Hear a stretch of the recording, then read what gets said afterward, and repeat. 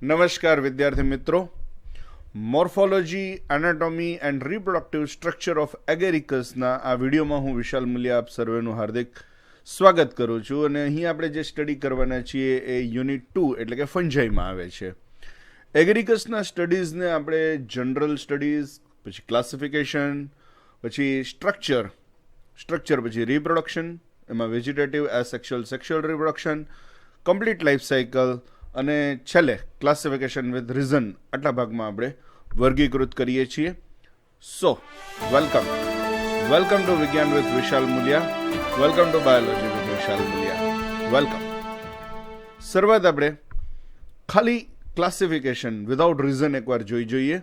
It is belongs to Mycota, kingdom Mycota, division Eumycota, sub division Basidiomycotina, class Hymenomycetes, sub class Holobasidiomycetidae. આ નવું છે. આની પહેલાં આપણે આવી રીતે સબ ક્લાસ ઓછા જોયેલા છે. ઓર્ડર એગેરિકેલ્સ, ફેમિલી એગેરિકેસી અને જીનસ છે એ ઓફકોર્સ એગેરિકસ. આના આપણે રીઝન્સ અત્યારે આપણે નથી જોતા. આપણે પહેલાં જનરલ સ્ટડી ચાલુ કરીએ છીએ. જનરલ સ્ટડીમાં શરૂઆત કરીએ તો એગેરિકસ છે એ ખાધેબલ છે, ઇડિબલ છે. ઇંગ્લિશ શબ્દ ઇડિબલ, પણ મુલિયા સાહેબનો શબ્દ છે આ ખાધેબલ છે. કોમનલી નોન એઝ મશરૂમ્સ, આપણા માટે બહુ જાણીતું છે.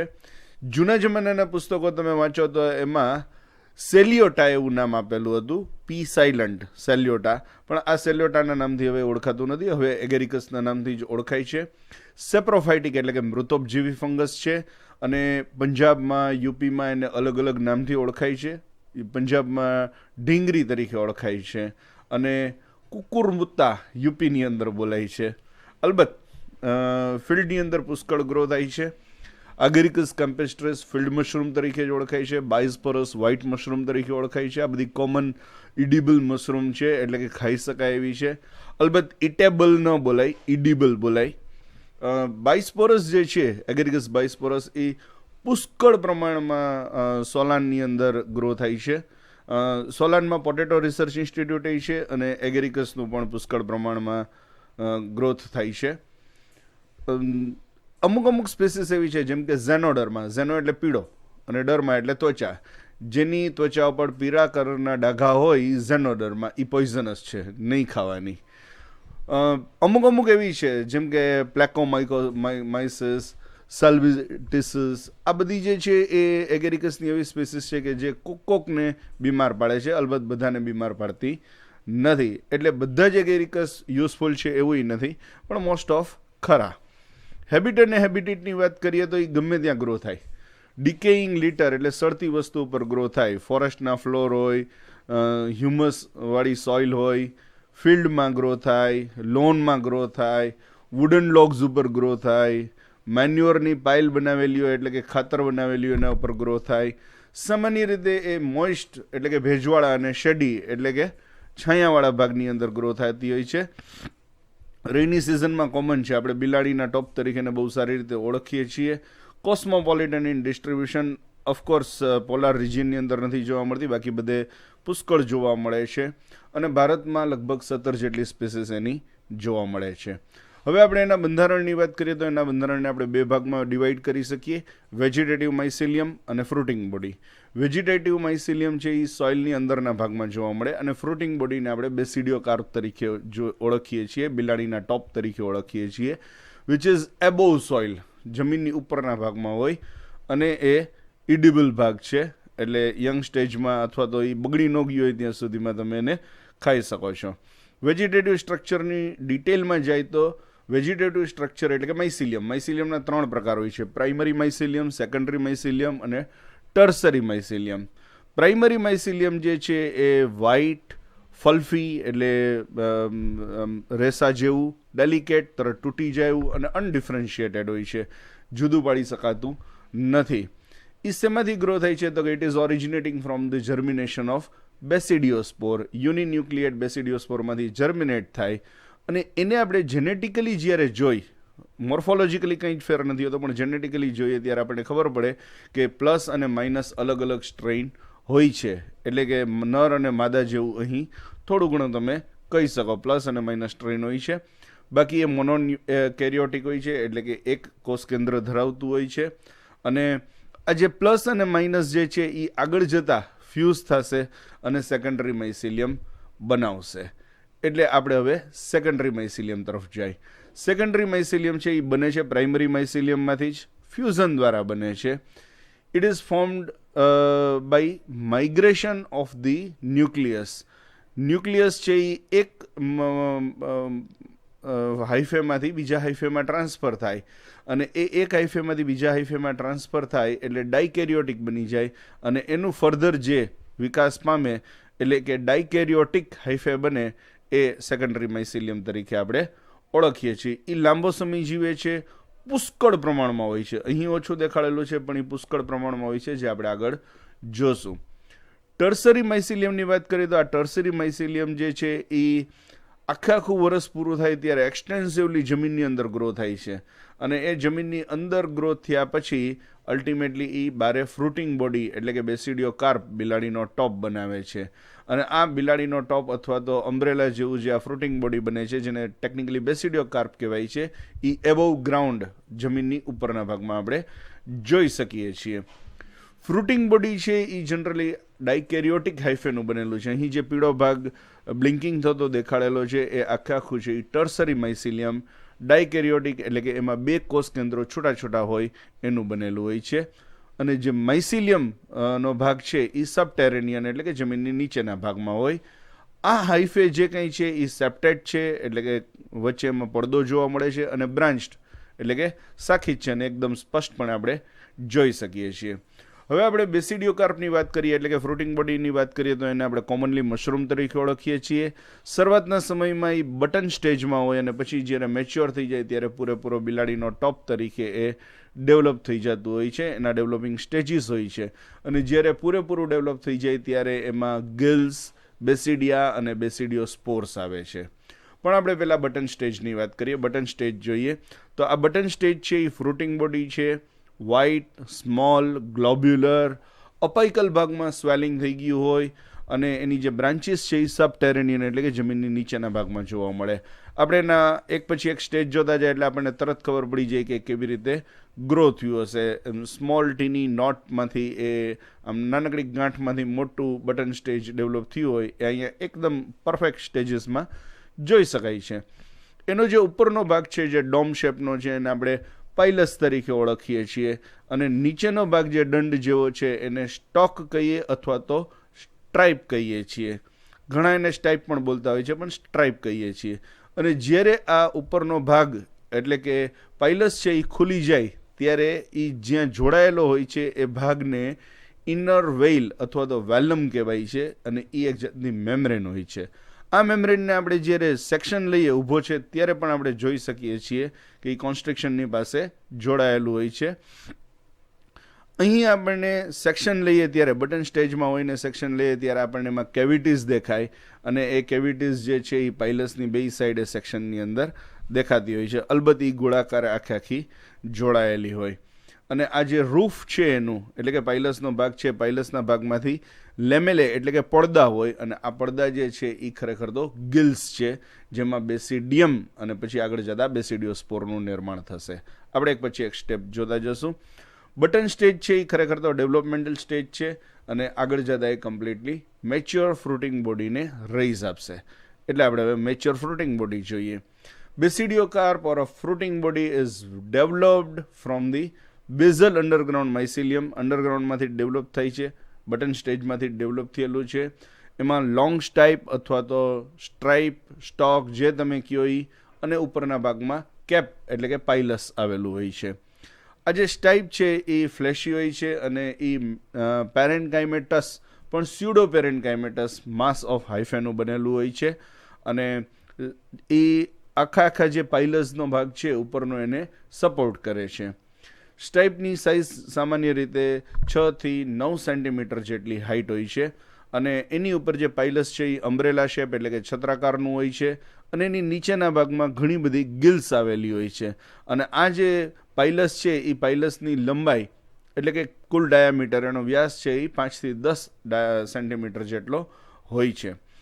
સ્ટાઇપની જ્યારે જોડાયેલું હોય, પાઇલસ જ્યારે સ્ટાઇપ સાથે જોડાયેલું હોય ત્યારે મેમ્બ્રેનસ રિંગ હોય અને આ મેમ્બ્રેનસ રિંગ છે એ જ્યારે ખુલી જાય ત્યારે એને આપણે વેલસ અથવા તો એન્યુલસ કહીએ છીએ. શરૂઆતમાં પણ આપણને દેખાતી હોય છે અને મેચ્યોર થઈ જાય ત્યારે પણ એ એઝ ઇટ ઇઝ રહી જાય છે, જેને આપણે ફોટોગ્રાફની અંદર પણ નોંધ લઈ શકીએ છીએ. પાઇલસના નીચેના ભાગની અંદર ઘણી બધી ગિલ્સ આવેલી હોય જે આપણે ચર્ચા થઈ છે, અને આ ગિલ્સ જે છે એ વર્ટિકલી હેંગિંગ હોય, એટલે કે ઉપરથી જોડાયેલી હોય અને વર્ટિકલી હેંગ કરતી હોય, લટકતી હોય. એક્સટેન્ડેડ રેડિયલી એટલે કે સેન્ટરથી લઈ અને પરિઘ સુધી એ ગોઠવાયેલી હોય છે, સેન્ટર ટુ માર્જિન, અને એ હેંગિંગ કન્ડિશનમાં હોય એ આપણે અહીં જોઈ શકીએ છીએ. જ્યારે આપણે એને મોટી કરીને જોઈએ ત્યારે આપણને ખબર પડે કે એની લેન્થના આધારે એની 3 સાઇઝ હોય છે, અને એ લોંગ ગિલ્સ, હાફ લેન્થ ગિલ્સ અને ક્વાર્ટર લેન્થ ગિલ્સ એવી 3 અલગ અલગ લેન્થવાઇઝ હોય છે. ગિલ્સને આપણે હવે જ્યારે સેક્શન લઈએ એટલે કે ટીએસ ઓફ ગિલ્સ લઈએ ત્યારે આપણને એમાં ટ્રામા, હાઇમેનિયમ લેયર અને સબ હાઇમેનિયમ લેયર 1 બાય 1 જોતા જઈએ. ટીએસ ઓફ ગિલ્સમાં આપણને જોવા મળે.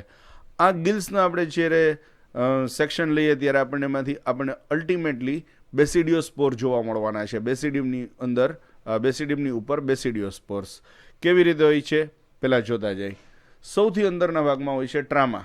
એ એનાસ્ટોમોઝિંગ એટલે આડાવડા ગોઠવાયેલા ઇન્ટરવુવન સ્ટરાઇલ હાઇફેનું બનેલું હોય છે, અને એ ગિલ્સના સેન્ટર ભાગની અંદર હોય છે.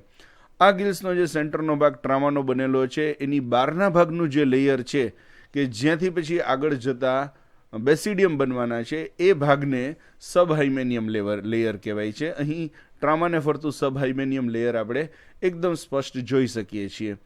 આ સબ હાઇમેનિયમ લેયર જે છે એ સબ હાઇમેનિયમ લેયર જ્યાં જુદું પડે છે અથવા બહારના ભાગમાં જે ખુલે છે એ હાઇમેનિયમ લેયરમાં ખુલે છે, અને ત્યાં ગિલ્સ આવેલી હોય છે.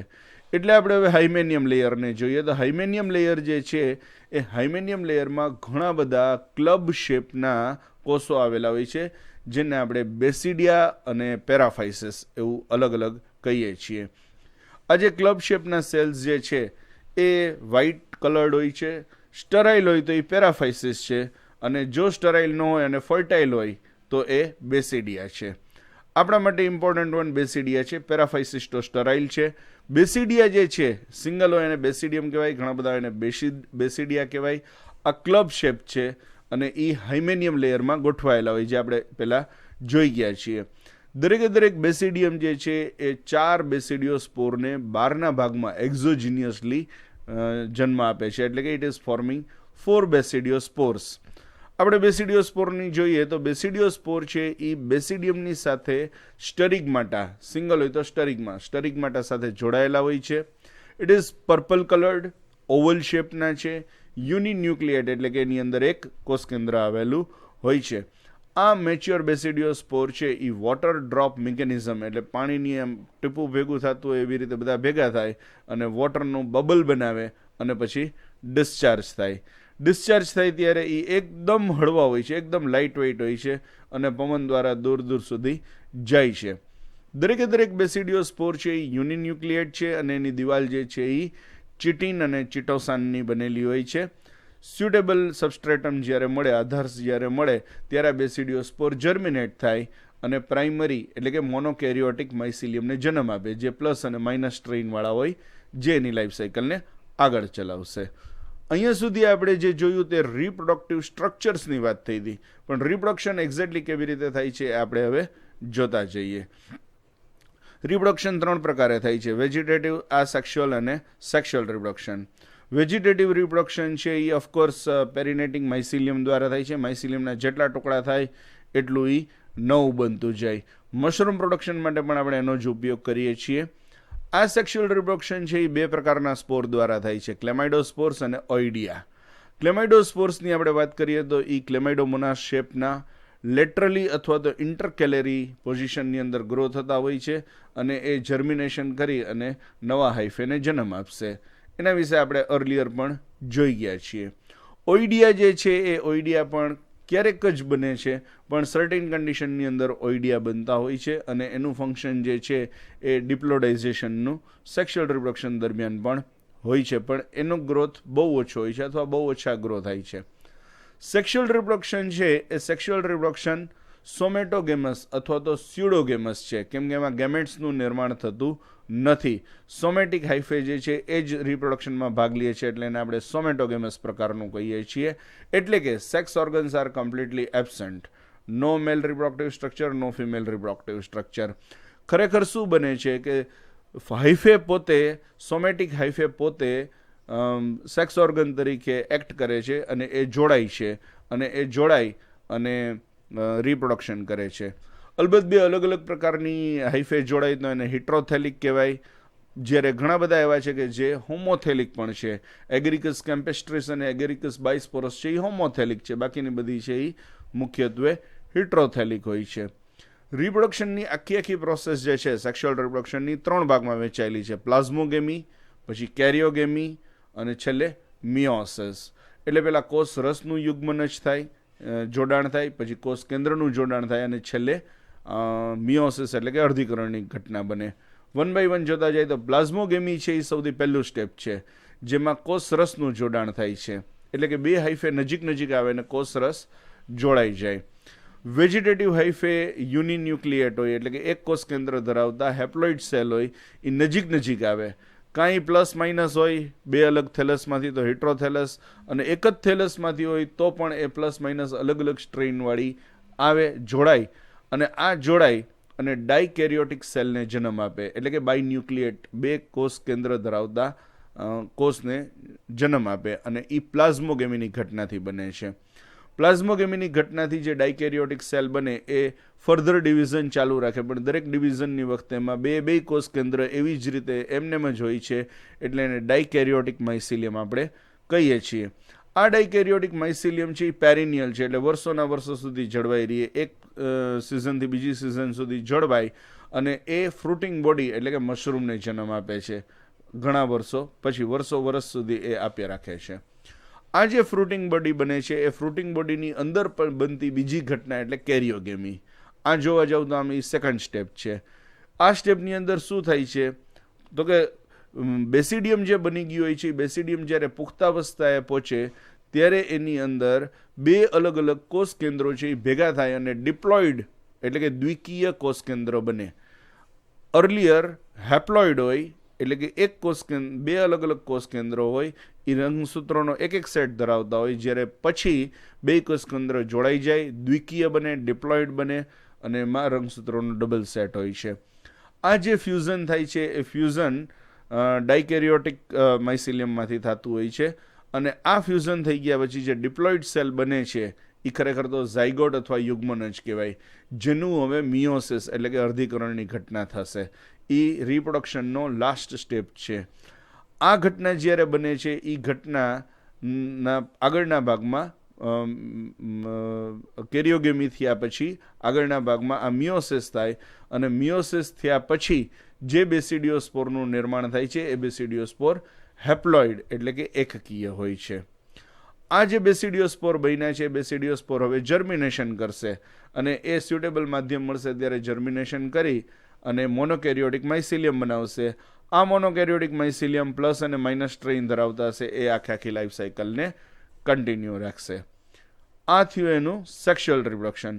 હવે આખી લાઈફ સાયકલને જોઈએ તો એમાં મુખ્યત્વે આપણે સેક્સ્યુઅલ રિપ્રોડક્શન જોવાનું છે, અને સેક્સ્યુઅલ રિપ્રોડક્શનમાં કેવી રીતે શરૂઆત કરી શકીએ તો જે બેસિડિયો કાર્પ છે એ બેસિડિયો કાર્પમાંથી ઝાયગોટ, એની અંદરના ભાગમાં ઝાયગોટ હોય છે.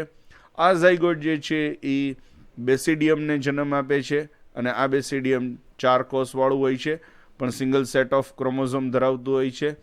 એની અંદર સેલ ડિવિઝન થાય, અને સેલ ડિવિઝન થઈને અલ્ટિમેટલી બેસિડિયોસ્પોર્સ બને, અને આ બેસિડિયોસ્પોર્સ છે એ બેસિડિયમની ઉપરના ભાગમાં એક્ઝોજીનિયસ બનતા હોય છે. આ બેસિડિયોસ્પોર્સ રિલીઝ થાય અને બે અલગ અલગ પ્રકારના માઇસિલિયમને જન્મ આપે, પ્લસ માઇસિલિયમ અને માઇનસ માઇસિલિયમ. આ પ્લસ અને માઇનસ સ્ટ્રેઇન જે છે એ પ્લાઝ્મોગેમીથી જોડાય અને ડાયકેરિયોટિક માઇસિલિયમ બનાવે. આ ડાયકેરિયોટિક માઇસિલિયમ છે એ ડિપ્લોઇડ માઇસિલિયમ બનાવી અને બેસિડિયોકાર્પ બનાવે છે. એ આપણે અર્લિયર રિપ્રોડક્શનમાં જોઈ ગયા છીએ. આ એની સિમ્પલેસ્ટ લાઈફ સાયકલ થઈ. હવે આપણે એના વર્ગીકરણની વાત કરીએ, ક્લાસિફિકેશનની વાત કરીએ તો ક્લાસિફિકેશન આપણે ઓલરેડી જોઈ ગયા છીએ. માઇકોટા, યુમાઇકોટા, બેસિડિયોમાઇકોટિના, હાઇમેનોમાઇસેટેસ, હોલોબેસિડિયોમાઇસિટીડી, એગેરિકલ્સ, એગેરિકેસી અને એગેરિકસ. પણ રીઝન સાથે જોતા જાય એટલે કારણો સાથે આપણને વર્ગીકરણમાં ખબર પડે.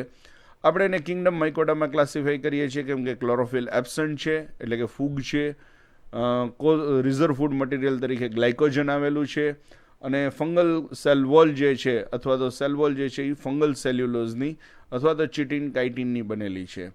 યુ માઇકોટામાં આપણે ક્લાસિફાઈ કરીએ છીએ કેમ કે એ કોષ દિવાલ ધરાવે છે.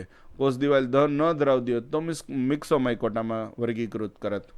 બેસિડિયો માઇકોટિનામાં સબ ડિવિઝનમાં વર્ગીકૃત કરવાનું કારણ છે કે માઇસિલિયમ છે એ સેપ્ટેટ છે અને રિપ્રોડક્ટિવ સ્ટ્રક્ચર જે છે એ બેસિડિયમ છે. બેસિડિયમમાં બેસિડિયો સ્પોર્સ ડેવલપ થાય છે અને આ 4 બેસિડિયો સ્પોર એક્ઝોજીનિયસ ડેવલપ થાય છે.